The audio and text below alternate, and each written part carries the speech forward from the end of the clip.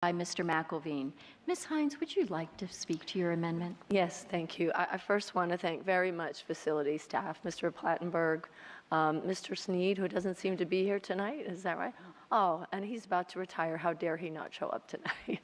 And then Justin Moss. I don't know if Justin's here tonight, but I want to just give a shout out to him as well, because I know he's been a really important part of all of the energy and renewable conversations that we've had.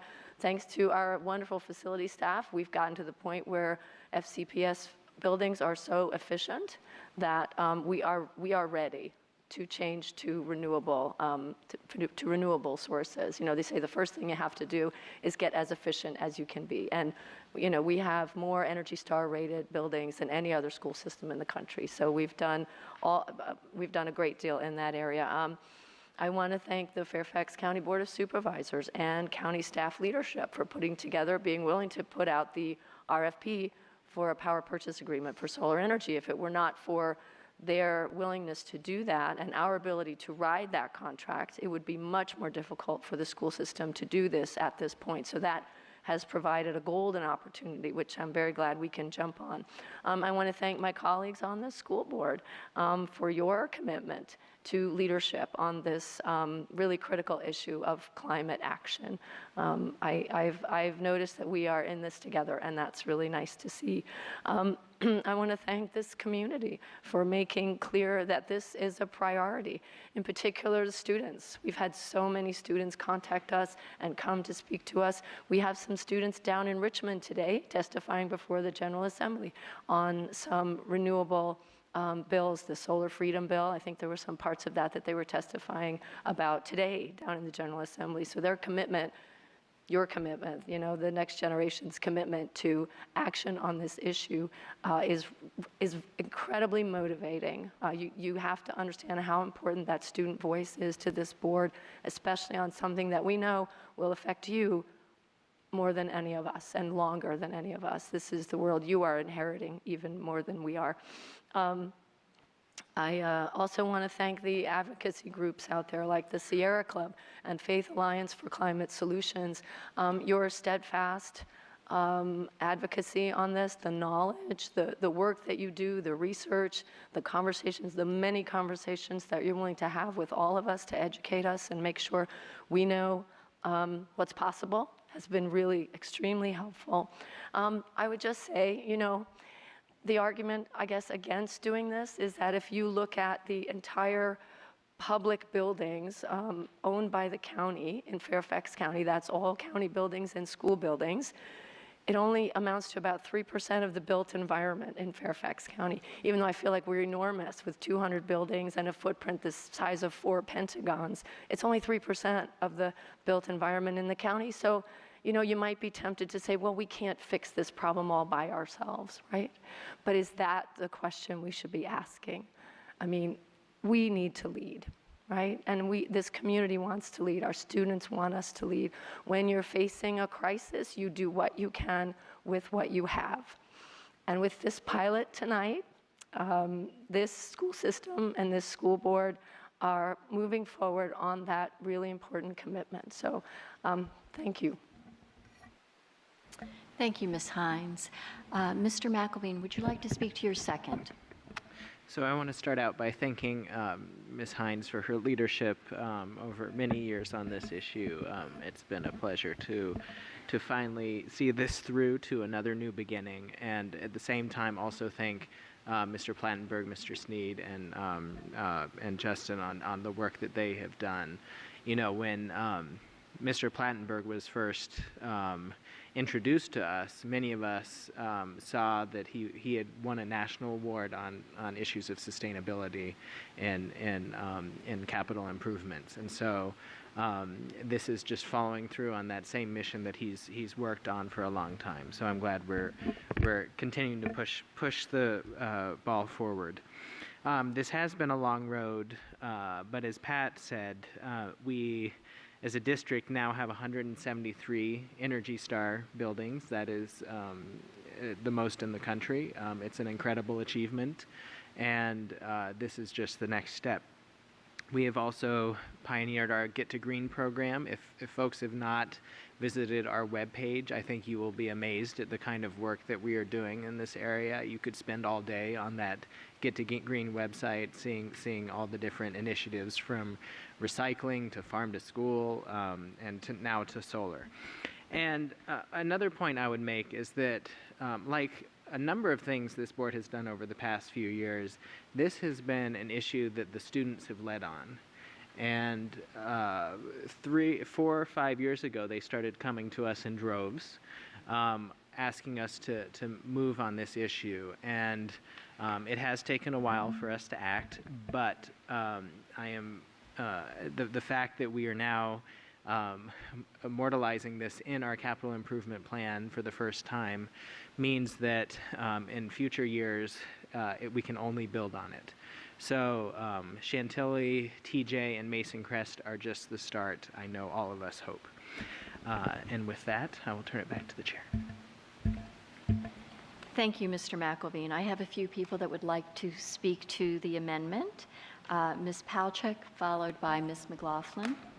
Thank you. I too want to thank Ms. Hines for her continued leadership on this effort and for the groups and the students who have helped us get here, a first step.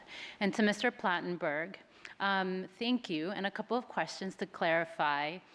So I know that I've had a few questions from my schools about why are there only 3 schools, and what are the criteria, and what are the kind of schools, what schools can be added moving forward.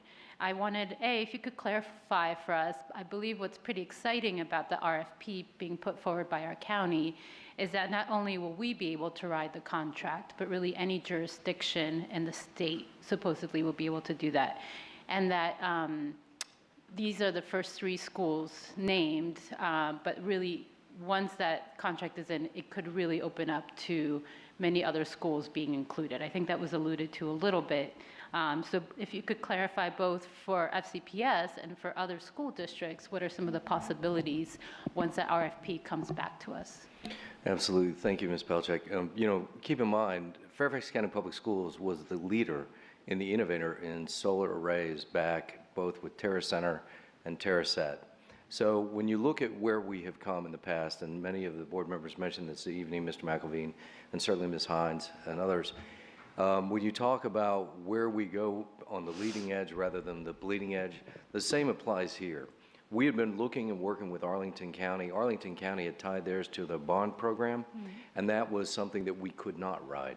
And we had been reaching out for other avenues. We had had other firms come in, take a look at our facilities to give us an estimate as to where it would work. What are some of the challenges? What are some of the opportunities? What are some of the strengths and weaknesses and hurdles we might have to overcome? In the meantime, we were able to partner in this sojourn, this time-evolved evolutionary process, with all the interest groups working together. We were able to partner with the county, and they specifically wanted to identify a number of facilities. We wanted to go ahead and get the contract in place so that we could look at all of our facilities for a return, a payback, the cost efficiencies of them, and where it would be most cost beneficial, where we could create the most energy, if you will. So the county had preferred that we identify 3. Well, we chose out of the array that we had been working with 3 different firms. We had over 10 different facilities that we had looked at. We ended up with these 3 as the most optimum. Some of the conditions they looked at were, if they're going to put solar power on top of a building, the length, when was the roof redone? When was the last time the roof was redone? So there wouldn't be any disruption to the energy generated on top of the roof.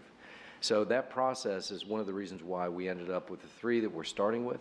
As was mentioned, this is a foundation, the foundation amongst which we begin to build, much like our very successful capital improvement program.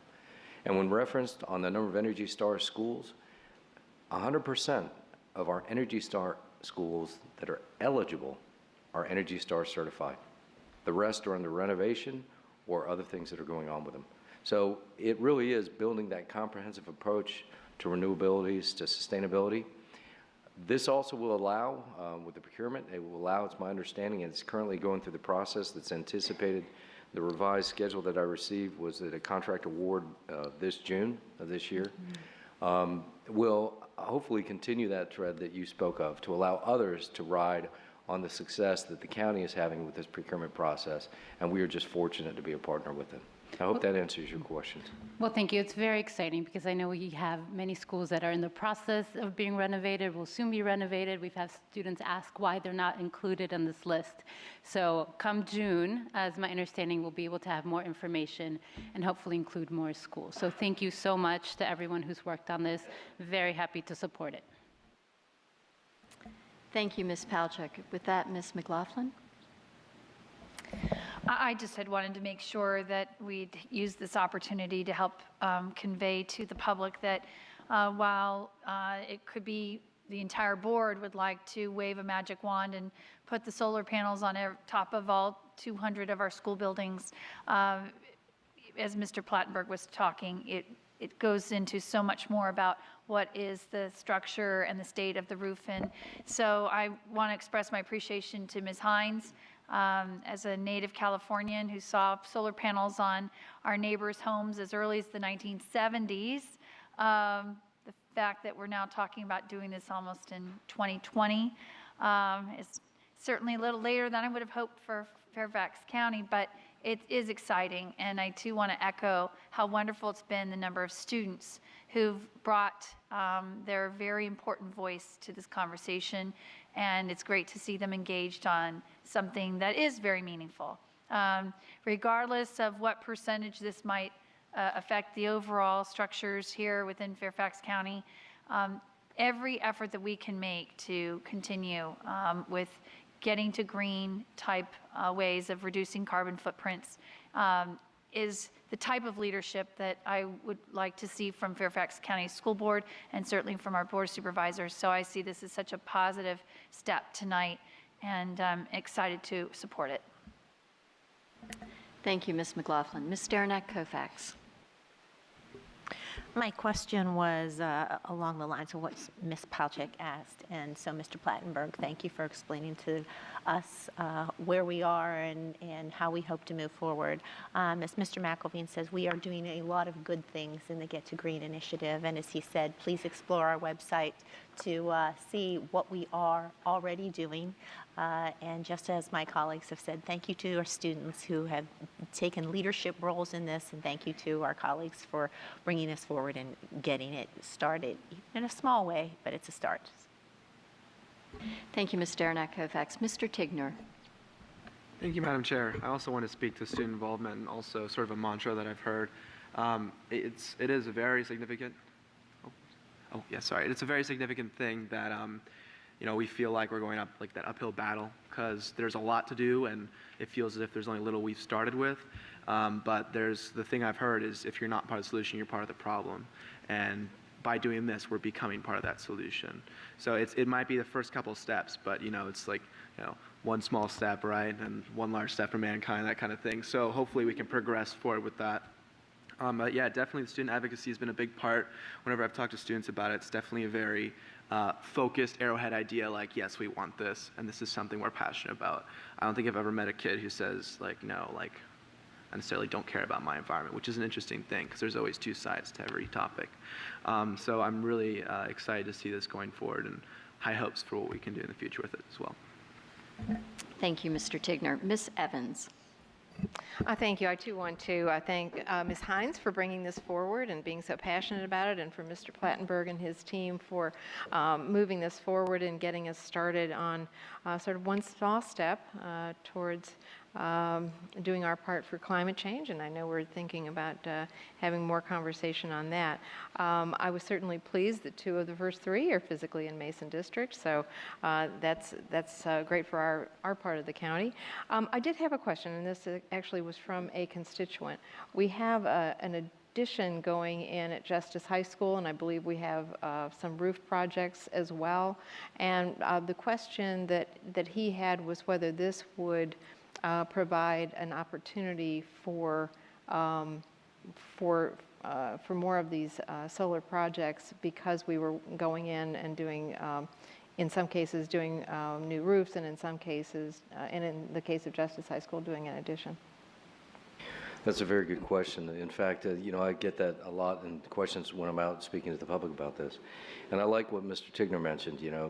I've run over 14 marathons, ultra-marathon, 50-mile relay, and 200-mile relays, the Ragnar relays. And every one of those began with one step. And so when we talk about these things, and the question that you asked that I am asked about schools we have under renovation, the designs that they currently have, those designs are based upon what we currently know. The timeline of this procurement and getting the company selected and then awarded as soon as we possibly can with the county will then inform us as to how we will be able to go ahead and provide for that structural analysis about what we do have that will accommodate it and what it will take in the future. Unfortunately, it becomes a timing issue for each of the individual projects, and as soon as we get this contract underway, we'll be able to shed a lot more light on that. Okay. Well, I think that's something for us to consider moving forward, because when we do go back in, would make sense for us to do an assessment whether this would be a good possibility. So thank you for that answer, and again, thank you for all the work that went into this. And with that, I'll call for the vote. Would you like me to reread the amendment? Okay, then all those in favor? And that vote is unanimous.